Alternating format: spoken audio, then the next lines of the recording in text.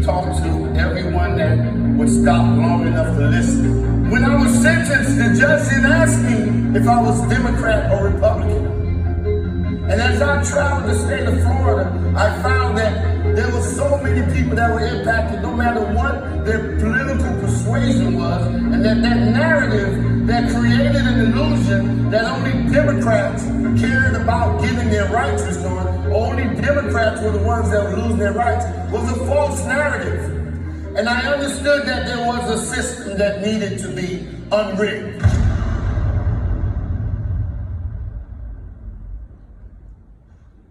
In August of 2005, I stood in front of railroad tracks, Dade County, Florida, on a hot and humid day.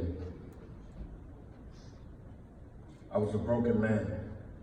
And as I stood there, in spite of the impressive heat and humidity, I was actually able to block that out of my mind, because the only thing that was going through my head at the time was how much pain I was going to feel when I jumped in front of an oncoming train. That day that I stood there, I didn't have any hope.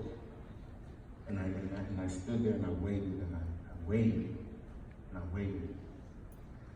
And I thought about how my mother did and my father, that they didn't raise me to be in that position, but there I was that day. I was homeless, I was addicted to drugs, I was recently released from prison, and I was unemployed, and the only thing I owned were the clothes on my back that day. And I stood there, and I waited, and I waited, and I waited. And I thought about the pain that I had to endure, whether that train was going to, as it crushed my body, I was going to have to endure excruciating pain, or was I going to die instantly? And even the thought of the pain wasn't enough for me to move. And I stood there, and I waited. But for some reason, that train didn't come. And I say, but by the grace of God. And I crossed those tracks, and I walked 2 blocks further, and I checked myself into drug treatment. And after completing a 4-month program, I moved into the homeless shelter. And while there, you know, I wanted to do something, because at the end of the day, I did not want to go back to using drugs. And I know in the past I was caught in this vicious cycle of using drugs and getting to a low point in my life and stopping, and then my life starts to improve, and something would happen and I would relapse, or I would pick up a drug or a drink, and the next thing you know, I'm right back where I started.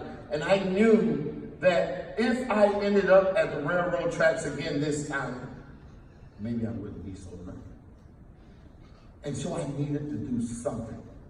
And I figured, well, maybe if I could get an education, that would raise my self-esteem. And that's what I did. And I enrolled at Miami-Dade College, a local community college in South Florida.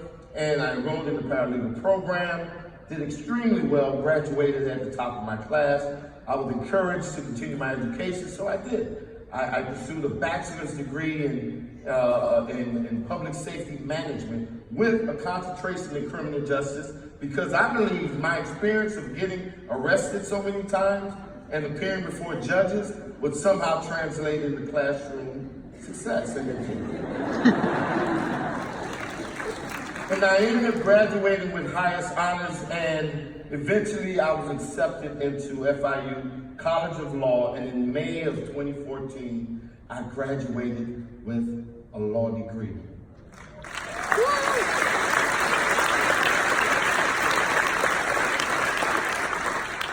And I used to tell folks that, you know, in spite of the applause, that my story did not have a happy ending, because I lived in the state of Florida, who had a 50-year-old policy that denied me the right to vote, that denied me the right to serve on the jury, that denied me the right to even practice law. Because in Florida, I can't even apply to the Florida bar until my civil rights have been restored. So it was not a happy ending. To add insult to injury, my wife ran for office in 2016. And in spite of the fact that people all over the country, even prisoners in Puerto Rico, who were able to vote during the presidential primaries, because I lived in the state of Florida, could not even vote for my own wife. Right, something does have to change. Why am I telling this story? I'm telling this story because, number one, to really convey to everyone that at the end of the day, nothing is impossible. Nothing is impossible. When you have a higher power on your side and you are committed to serving your community. Now, before I go any further, I need to make sure I really explain what that word commitment means, because sometimes we confuse commitment with contribution. And so the best way to understand the difference is to think about a ham and cheese omelet. We know that in a ham and cheese omelet, there are eggs, there's ham, there's cheese, and if you were poor like me growing up, maybe a little milk to stretch the eggs. And we know that the cheese and the milk comes from the cow. We know that the egg comes from the chicken, and we know that the ham comes from the pig. Well, the cow made a contribution to the ham and cheese omelet. The chicken made a contribution to the ham and cheese omelet. The pig, he made a commitment to the ham and cheese omelet.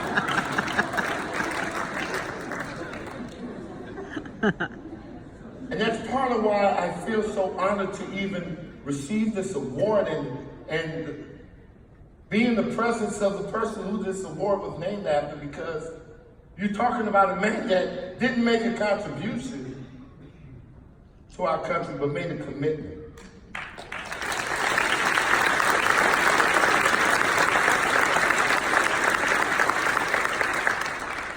The other part of this story really speaks to how we were able to accomplish this amazing feat. Because when you think about it, we were in the state of Florida, which is basically 3 states. We were talking about a controversial topic, such as voting, and we were talking about a controversial set of people, which folks call felons. And we were talking about this stuff in a climate, in a political climate, that spoke only of division and hate and fear. But yet, we were able to bring these things together, these elements that was like trying to mix oil and water, but we were able to bring formerly convicted individuals voting in the state of Florida at a time like we were in, that we are still in. And not only did we win, but we won in fashion. And what does that mean? Over 5.1 million, let me say that again. Over 5.1 million Floridians voted yes on Amendment 4.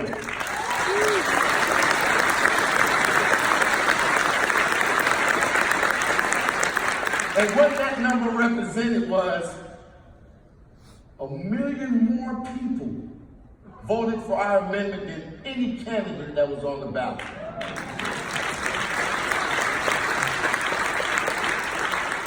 What that means is that 1 million more people, 1 million people that voted for Amendment 4 also voted for our current governor, which showed a broad cross-section of support.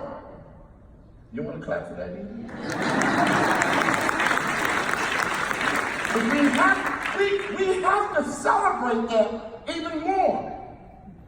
Even more, because we're at a time where our country is so divided that we're drawing hard lines in the sand, and we have forgotten what it's like to connect with the humanity of another human being.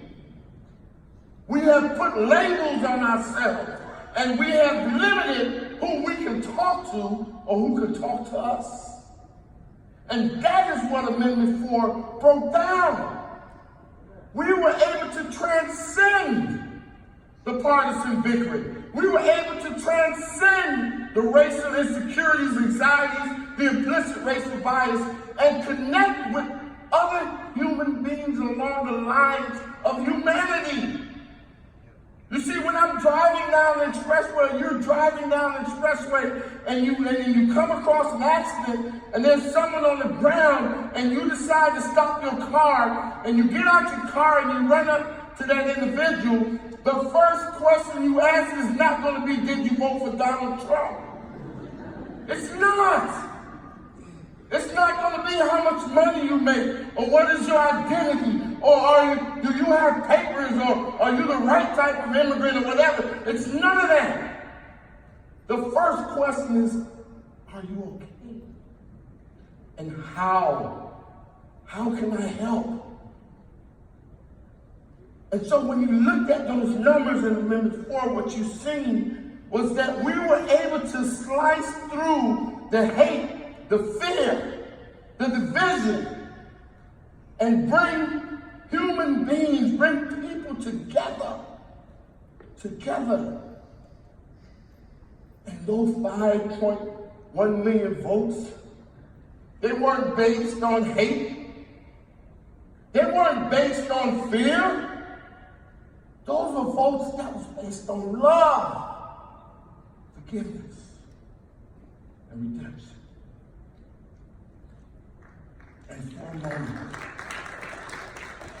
And for a moment, this country, the world, the state of Florida actually got to see love winning the day. You talk about this great accomplishment. It stood on the words of Dr. King, knowing that hate can't drive hate out. Fear can't drive fear out. Hate or fear can't drive darkness out. The only thing that can defeat it is love. Love. And that stood at the base of our communication strategy.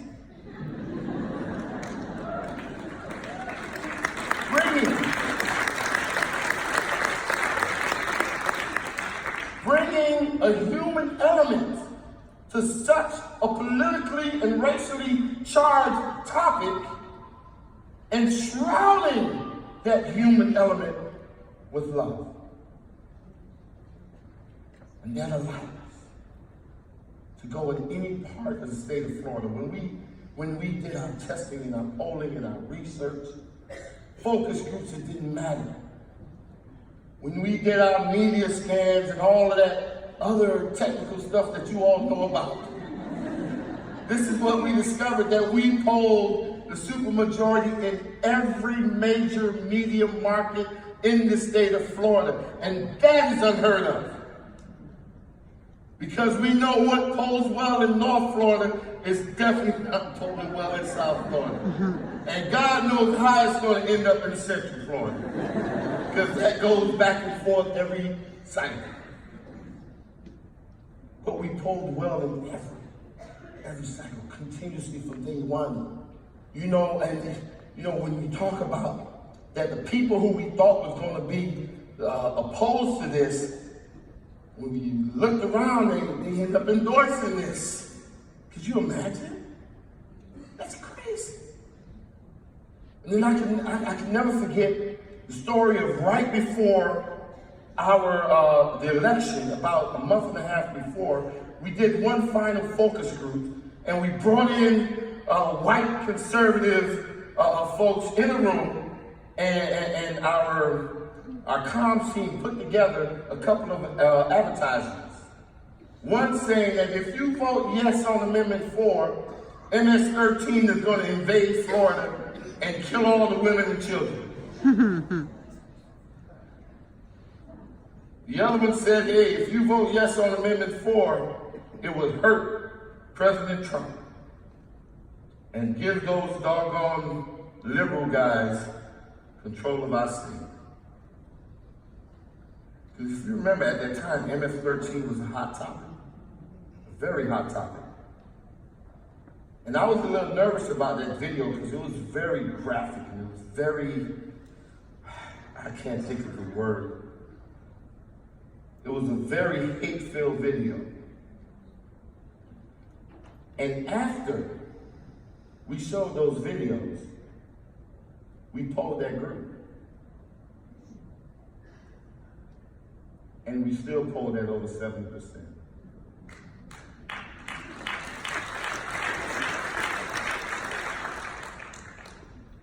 I don't know if you all really understand what that means. I really don't. Because I'm still trying to figure it out myself. But this is what I can tell you. For so many years, they've been struggling about how do we get people to stop voting against their own self-interest? Like, how do we communicate to maybe that poor white individual that lives in Appalachian Mountains that the same welfare that they're depending on, they should not be voting against? How do we get people who will tell you that they hate Obamacare but just love that Affordable Care Act? How do we get them to not vote against their own self-interest? And we've been struggling with that for quite some time.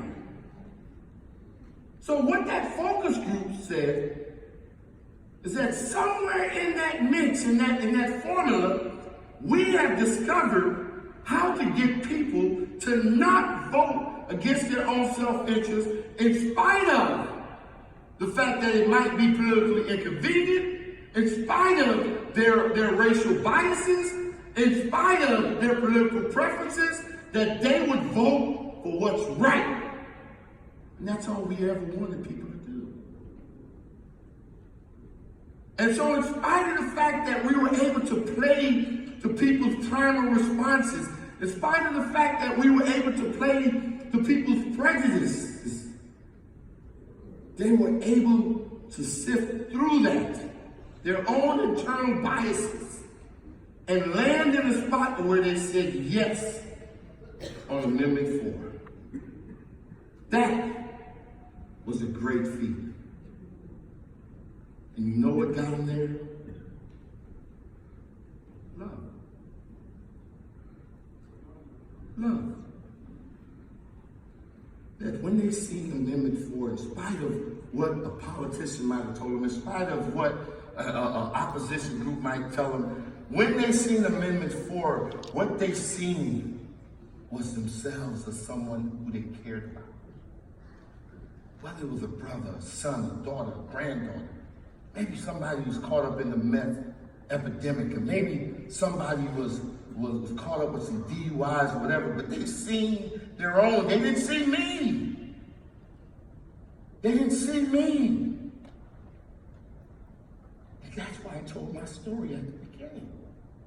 Because in spite of the fact that I was right here in front of you as a large African-American man, when I told my story, it connected with you some kind of way, the way you were not seeing me anymore. You may have been seeing a family member or a friend. You may have been seeing a loved one. You may have been seeing yourself. And that's what you connected with. Not the black man, but the story. And that story took you places.